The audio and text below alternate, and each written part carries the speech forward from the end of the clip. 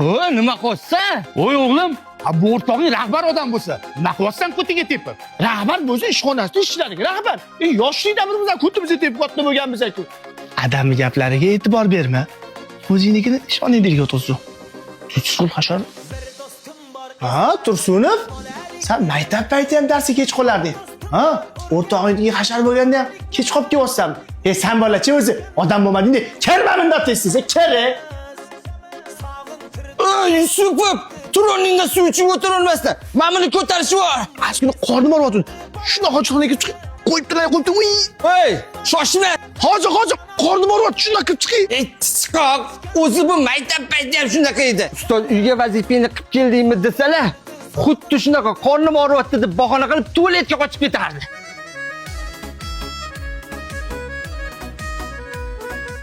صاحبي كلمني وقال لي انزل لي رايحين نسهر رحنا قعدنا اداني الكاس قلت له بلاش انا مش بشرب Men nima qilganda ham sinfdoshlarni bor yaxshi-da. Eski do'stlar mazza qilib o'ynashyapti. Baraka toplaring, hammangni borlaringga shukr. Ishi ham tugatib oldi. Shu paytda maktab davridagi xonimcha xolani xonimi bo'lsa, rosa ketardi-yu. Shu maktab davridagi xonimdan yigilaring kelyaptimi? Qani edi bo'lsa, yoshligidagi nargizni eslab kiyib berardim. Souslari bilan ketardi-yu. Sallaga bedini kabob bilan qo'yib chaqirtiraman hozir. 95lik 504 11 11. Alo, assalomu alaykum. Guma xonim call centermi? Dastavka bizga. 10 ta xonim, 10 ta bedini kabob, 10 ta sosiskali. Xo'p, lakasi tashlab yuboraman. Nima xonimda? Dastavka yo'q edi-yu. Hozir yengillik qilib Toshkent shahar bo'ylab dastavkalarni yo'lga qo'yishgan. O'rtoq, menimcha dastavkamiz yetib keldi. Assalomu alaykum. Bizdan dastavkamiz ham beravering. Mana aka. Dastavkani yo'lga qo'yib, zo'r ish qilibsizlar. Endi har xil inson bor-da, bir xillar sharoit bo'lmaydi, borib yegani gap bo'lishi mumkin emas aka. Hayitgancha pulni kartadan tashab qo'ydim. Rozi bo'ling. Yoqimli ishtaha aka, Gumma xonim 24/7 xalq xizmatida. Mana xonim ham keldi. Sallaga yetgan bedini kabobim ham keldi. Bedini kabob bilmasangiz bilib qo'ylaring. Nima ishi bo'ladi?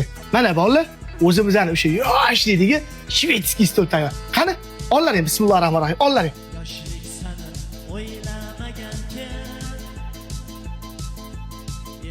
Bolalar, bu hayotda pul, mansab, obro'yingga qaramasdan muomala qiladigan do'stlar bu sinfdosh do'stlar bo'ladi. Chunki sinfdoshlarimizni o'sha yoshlikda cho'mchigimizda bir so'm pulimiz bo'lmay, hech kim emas paytimizda ham yonimizda bo'lgan.